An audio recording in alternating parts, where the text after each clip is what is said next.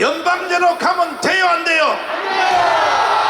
우리는 죽어도 같이 죽고 살아도 동의하십니까? 대한민국이 바로 설 때까지 우리는 생명을 걸고 투쟁할 것입니다. 윤석열 대통령이 계엄령을 선포할 때 피가 끓는 심정으로 말을 시작을 했습니다.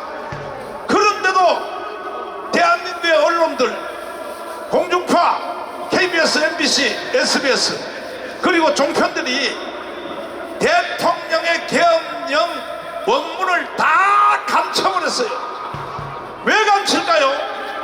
이것을 국민들이 다 알면 국민들의 90%가 윤석열 대통령한테로 돌아오기 때문에 이 언론들이 다 감춰버렸고, 그러니까 윤석열 대통령이 그 다음에 2차 담화를 했습니다.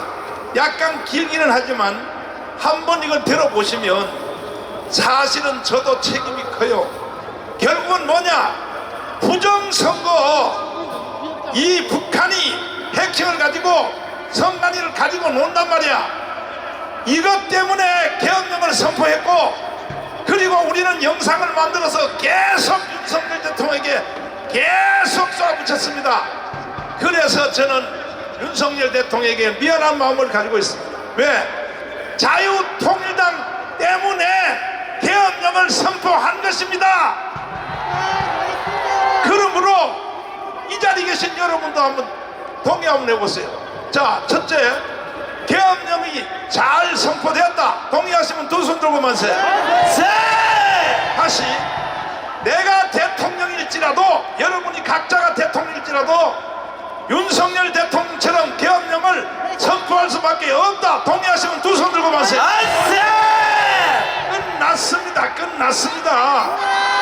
그럼에도 불구하고 이 국민들이 못 알아차리고 세상의 종편과 KBS, MBC, SBS, 좌파 유튜버들이 대통령의 계엄령 전문을 다 감춰버리니까, 그러니까 윤석열 대통령이 미치고 팔짝 뛰는 거야.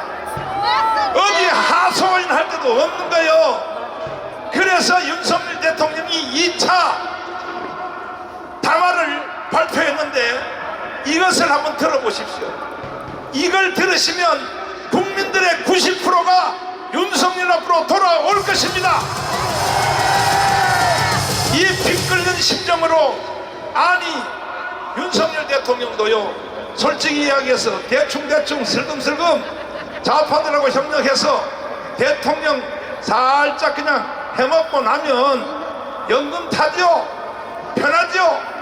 그러나 대통령이 돼서는 절대로 북한의 연방대로 넘겨줄 수 없단 말이야. 그래서 2차 담화를 이렇게 발표를 하셨는데, 여러분 이 말을 잘 이해하시면, 그리고 퍼뜨려 주십시오. 전 국민들에게 계속 전해 주십시오. 그러면 한 달 안에 윤석열 대통령 지지율이 90% 이상 돌아올 것입니다. 전라도도 다 돌아올 것입니다. 전라도도. 자, 지금 한번 이걸 한번 잘 들어주시길 바랍니다. 들어주세요. 존경하는 국민 여러분, 저는 오늘 비상계엄에 관한 입장을 밝히기 위해 이 자리에 섰습니다. 지금 야당은 비상계엄 선포가 내란죄에 해당한다며 광란의 칼춤을 추고 있습니다. 정말 그렇습니까? 과연 지금 대한민국에서 국정마비와 국헌 문란을 벌이고 있는 세력이 누구입니까? 지난 2년 반 동안 거대 야당은 국민이 뽑은 대통령을 인정하지 않고 끌어내리기 위해 퇴진과 탄핵 선동을 멈추지 않았습니다. 대선 결과를 승복하지 않은 것입니다. 대선 이후부터 현재까지 무려 178회에 달하는 대통령 퇴진 탄핵 집회가 임기 초부터 열렸습니다. 대통령의 국정 운영을 마비시키기 위해 우리 정부 출범 이후부터 지금까지 수십 명의 정부 공직자 탄핵을 추진했습니다. 탄핵된 공직자들은 아무 잘못이 없어도 소추부터 판결 선고시까지 장기간 직무가 정지됩니다. 탄핵이 발의되고 소추가 이루어지기 전 많은 공직자들이 자진 사퇴하기도 하였습니다. 탄핵 남발로 국정을 마비시켜 온 것입니다. 장관, 방통위원장 등을 비롯하여 자신들의 비위를 조사한 감사원장과 검사들을 탄핵하고 판사들을 겁박하는 지경에 이르렀습니다. 자신들의 비위를 덮기 위한 방탄 탄핵이고 공직기관과 법질서를 완전히 무너뜨리는 것입니다. 뿐만 아니라 위헌적 특검 법안을 27번이나 발의하면서 정치 선동 공세를 가해 왔습니다. 급기야는 범죄자가 스스로 자기에게 면죄부를 주는 셀프 방탄 입법까지 밀어붙이고 있습니다. 거대 야당이 지배하는 국회가 자유민주주의의 기반이 아니라 자유민주주의 헌정 질서를 파괴하는 괴물이 된 것입니다. 이것이 국정마비요 국가 위기 상황이 아니면 무엇이란 말입니까? 이것뿐만이 아닙니다. 지금 거대 야당은 국가 안보와 사회 안전까지 위협하고 있습니다. 예를 들어 지난 6월 중국인 3명이 드론을 띄워 부산에 정박 중이던 미국 항공모함을 촬영하다 적발된 사건이 있었습니다. 이들의 스마트폰과 노트북에서는 최소 2년 이상 한국의 군사시설들을 촬영한 사진들이 발견됐습니다. 지난달 40일에는 40대 중국인이 드론으로 국정원을 촬영하다 붙잡혔습니다. 이 사람은 중국에서 입국하자마자 곧장 국정원으로 가서 이 같은 일을 벌인 것으로 확인됐습니다. 하지만 현행 법률로는 외국인의 간첩 행위를 간첩죄로 처벌할 길이 없습니다. 이러한 상황을 막기 위해 형법의 간첩죄 조항을 수정하려 하였지만 거대 야당이 완강히 가로막고 있습니다. 지난 정권 당시 국정원의 대공수사권을 박탈한 것도 모자라서 국가보안법 폐지도 시도하고 있습니다. 국가 안보를 위협하는 간첩을 잡지 말라는 것 아닙니까?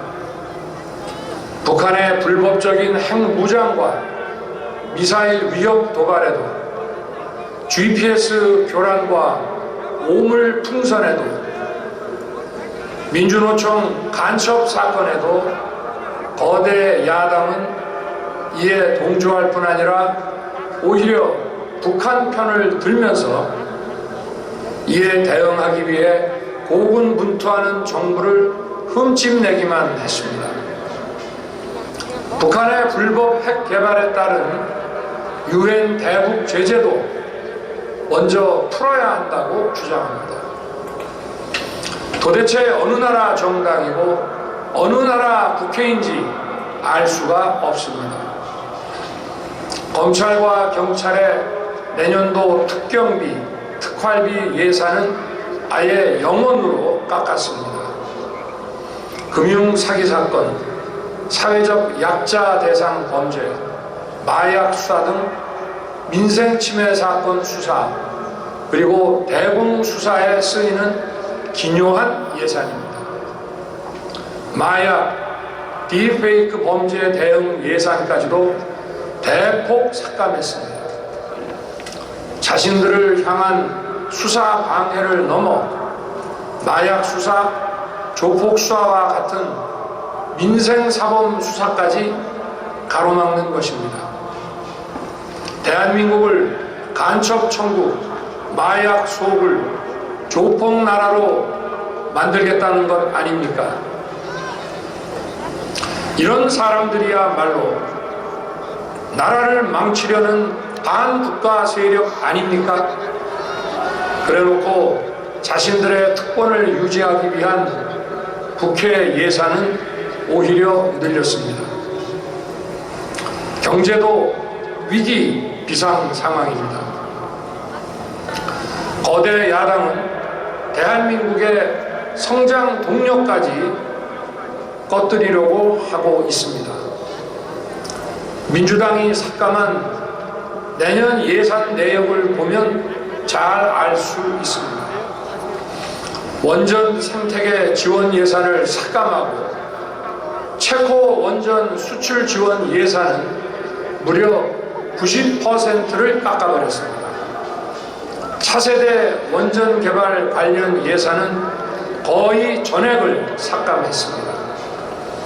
기초과학연구, 양자, 반도체, 바이오 등 미래 성장 동력 예산도 대폭 삭감했습니다.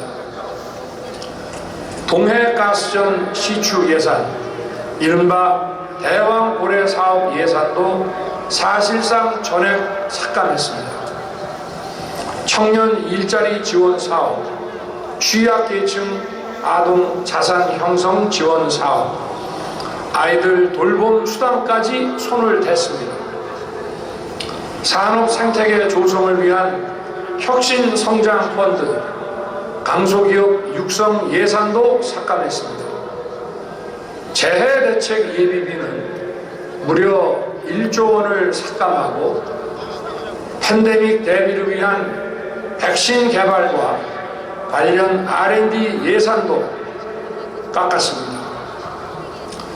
이처럼 지금 대한민국은 거대 야당의 의회 독재와 폭거로 국정이 마비되고 사회 질서가 교란되어 행정과 사법의 정상적인 수행이 불가능한 상황입니다. 국민 여러분, 여기까지는 국민 여러분께서도 많이 아시고 계실 것입니다. 하지만 제가 비상계엄이라는 엄중한 결단을 내리기까지 그동안 직접 차마 밝히지 못했던 더 심각한 일들이 많이 있습니다. 작년 하반기 선거관리위원회를 비롯한 헌법기관들과 정부기관에 대해 북한의 해킹 공격이 있었습니다. 국가정보원이 이를 발견하고 정보 유출과 전산 시스템 안전성을 점검하고자 했습니다.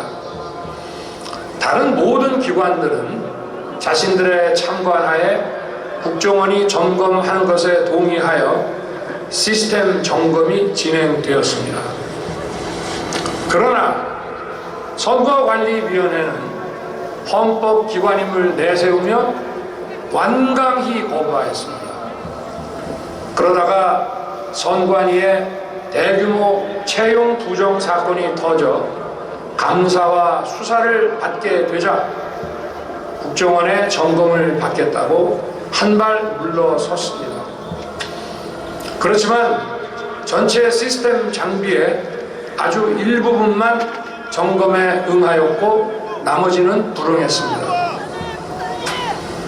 시스템 장비 일부분만 점검했지만 상황은 심각했습니다. 국정원 직원이 해커로서 해킹을 시도하자 얼마든지 데이터 조작이 가능하였고 방화벽도 사실상 없는 것이나 마찬가지였습니다. 비밀번호도 아주 단순하여 1, 2, 3, 4, 5 같은 시기였습니다. 시스템 보안 관리 회사도 아주 작은 규모의 전문성이 매우 부족한 회사였습니다. 저는 당시 대통령으로서 국정원의 보고를 받고 충격에 빠졌습니다. 민주주의의 핵심인 선거를 관리하는 전산 시스템이 이렇게 엉터리인데 어떻게 국민들이 선거 결과를 신뢰할 수 있겠습니까? 선관위도 국정원의 보안 점검 과정에 입회하여 지켜보았지만 자신들이 직접 데이터를 조작한 일이 없다는 변명만 되풀이할 뿐이었습니다. 선관위는 헌법기관이고 사법부 관계자들이 위원으로 있어 영장에 의한 압수수색이나 강제 수사가 사실상 불가능합니다. 스스로 협조하지 않으면 진상규명이 불가능합니다. 지난 24년 4월 총선을 앞두고도 문제 있는 부분에 대한 개선을 요구했지만 제대로 개선되었는지는 알 수 없습니다. 그래서 저는 이번에 국방장관에게 선관위 전산 시스템을 점검하도록 지시한 것입니다. 최근 거대 야당 민주당이 자신들의 비리를 수사하고 감사하는 서울중앙지검장과 검사들, 헌법기관인 감사원장을 탄핵하겠다고 하였을 때 저는 이제 더 이상은 그냥 지켜볼 수만 없다고 판단했습니다. 뭐라도 해야 되겠다고 생각했습니다. 이들은 이제 곧 사법부에도 탄핵의 칼을 들이댈 것이 분명했습니다. 저는 비상계엄령 활동을 생각하게 되었습니다. 거대 야당이 헌법상 권한을 남용하여 위헌적 조치들을 계속 반복했지만 저는 헌법의 틀 내에서 대통령의 권한을 행사하기로 했습니다. 현재의 망국정 국정마비 상황을 사회교란으로 인한 행정사법의 국가기능 붕괴 상태로 판단하여 계엄령을 발동하되 그 목적은 국민들에게 거대 야당의 반국가적 해악을 알려 이를 멈추도록 경고하는 것이었습니다. 그럼으로써 자유민주주의 헌정질서의 붕괴를 막고 국가 기능을 정상화하고자 하였습니다. 사실 12월 4일 계엄 해제 이후 민주당에서 감사원장과 서울중앙지검장 등에 대한 탄핵안을 보류하겠다고 발표하여 짧은 시간의 계엄을 통한 메시지가 일정 부분 효과가 있었다고 생각했습니다. 그러나 이틀 후 보류하겠다던 탄핵 소추를 그냥 해버렸습니다. 비상계엄의 명분을 없애겠다는 뜻이었습니다. 애당초 저는 국방장관에게 과거의 계엄과는 달리 계엄의 형식을 빌려 작금의 위기 상황을 국민들께 알리고 호소하는 비상조치를 하겠다고 했습니다. 그래서 질서 유지에 필요한 소수의 병력만 투입하고 실무장은 하지 말고 국회의 계엄 해제 의결이 있으면 바로 병력을 철수시킬 것이라고 했습니다. 실제로 국회의 계엄 해제 의결이 있자 국방부 청사에 있던 국방장관을 제 사무실로 오게 하여 즉각적인 병력 철수를 지시하였습니다. 제가 대통령으로서 발령한 이번 비상조치는 대한민국의 헌정 질서와 국헌을 망가뜨리려는 것이 아니라 국민들에게 망국의 위기 상황을 알려드려 헌정 질서와 국헌을 지키고 회복하기 위한 것입니다.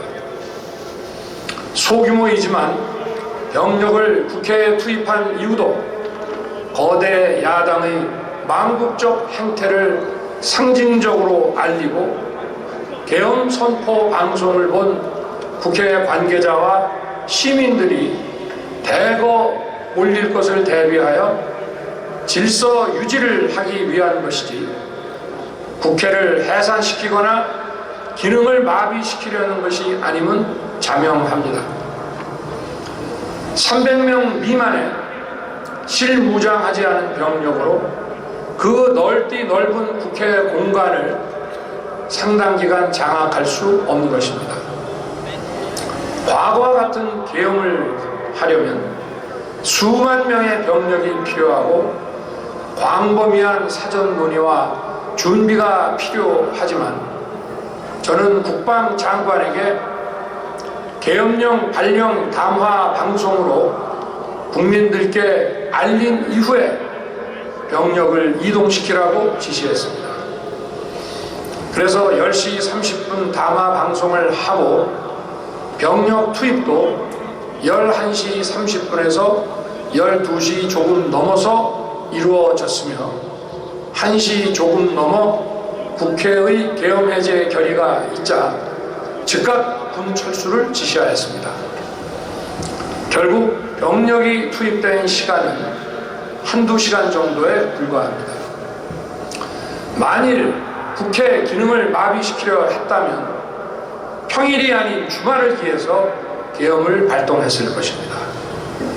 국회 건물에 대한 단전 단수 조치부터 취했을 것이고 방송 송출도 제한했을 것입니다. 그러나 그 어느 것도 하지 않았습니다. 국회에서 정상적으로 심의가 이루어졌고 방송을 통해 온 국민이 국회 상황을 지켜보았습니다.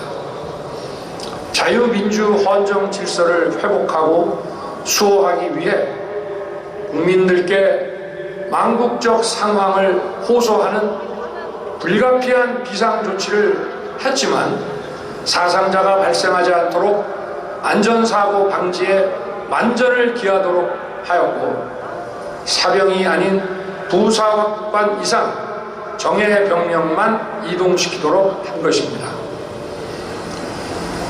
저는 이번 비상계엄을 준비하면서 오로지 국방장관하고만 논의하였고 대통령실과 내각 일부 인사에게 선포 직전 국무회의에서 알렸습니다. 각자의 담당 업무 관점에서 우려되는 반대 의견 개진도 많았습니다.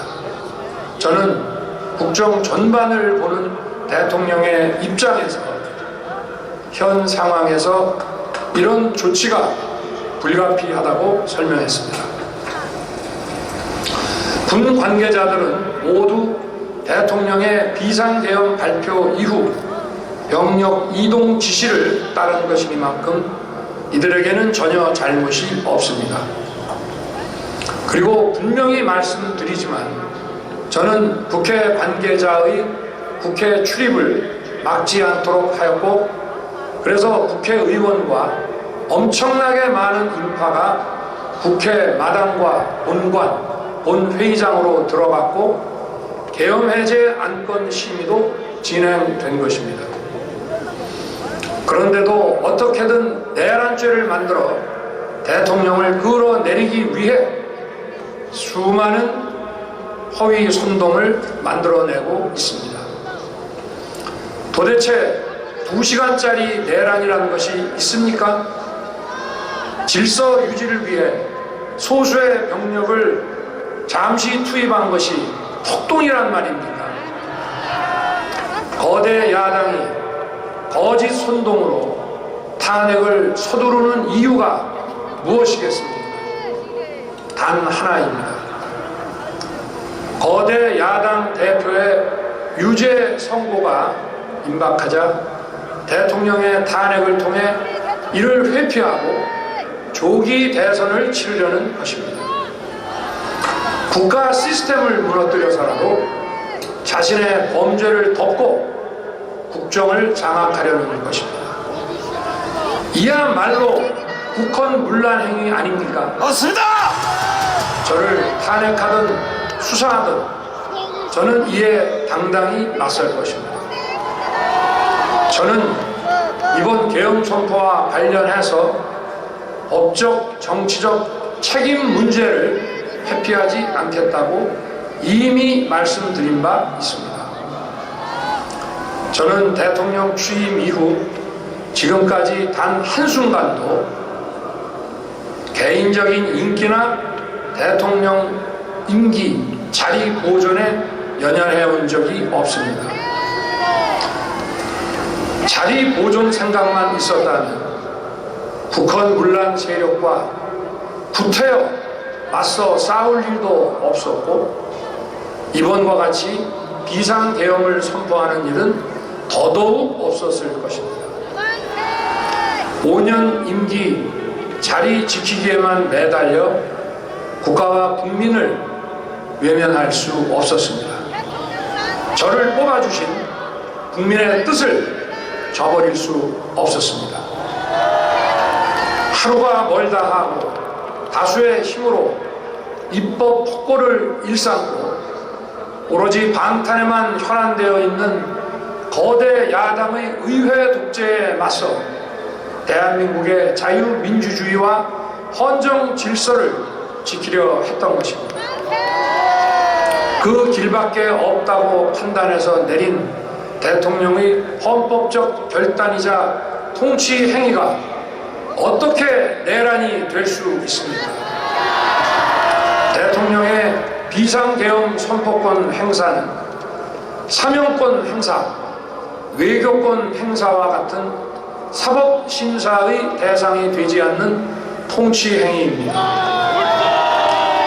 국민 여러분, 지금 야당은 저를 중범죄자로 몰면서 당장 대통령직에서 끌어내리려 하고 있습니다. 만일 망국적 국헌문란 세력이 이 나라를 지배한다면 어떤 일이 벌어지겠습니까? 위헌적인 법률, 셀프 면죄부 법률, 경제 폭망 법률들이 국회를 무차별 통과해서 이 나라를 완전히 부술 것입니다. 원전산업, 반도체 산업을 비롯한 미래 성장 동력은 고사될 것이고 중국산 태양광 시설들이 전국의 살림을 파괴할 것입니다. 우리 안보와 경제의 기반인 한미 동맹, 한미일 공조는 또다시 무너질 것입니다. 북한은 핵과 미사일을 고도화하여 우리의 삶을 더 심각하게 위협할 것입니다. 그러면 이 나라 대한민국의 미래가 어떻게 되겠습니까? 간첩이 활개치고 마약이 미래 세대를 망가뜨리고 조폭이 설치는 그런 나라가 되지 않겠습니까? 지금껏 국정마비와 국헌문란을 주도한 세력과 범죄자 집단이 국정을 장악하고 대한민국의 미래를 위협하는 일만큼은 어떤 일이 있어도 막아야 합니다. 저는 끝까지 싸울 것입니다. 국민 여러분, 국정마비의 망국적 비상 상황에서 나라를 지키기 위해 국정을 정상화하기 위해 대통령의 법적 권한으로 행사한 비상계엄 조치는 대통령의 고도의 정치적 판단이고 오로지 국회의 해제 요구만으로 통제할 수 있는 것입니다.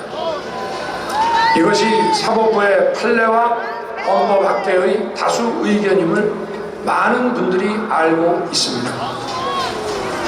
저는 국회 해제 요구를 즉각 수용했습니다.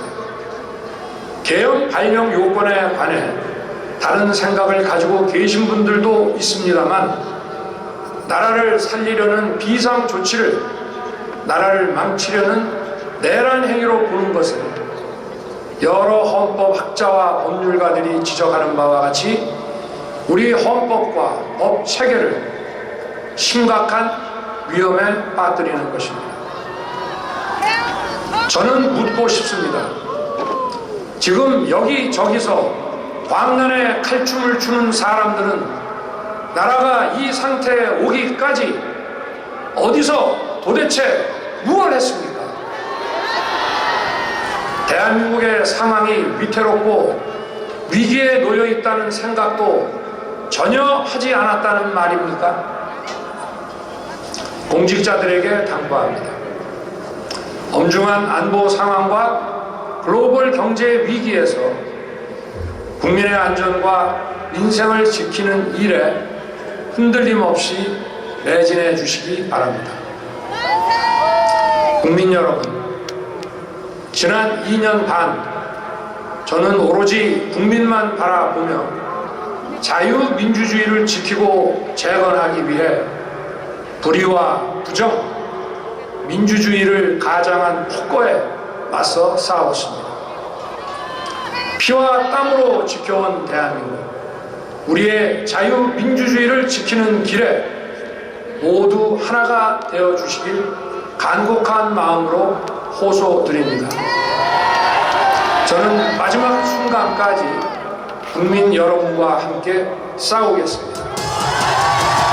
짧은 시간이지만 이번 계엄으로 놀라고 불안하셨을 국민 여러분께 다시 한번 사과드립니다.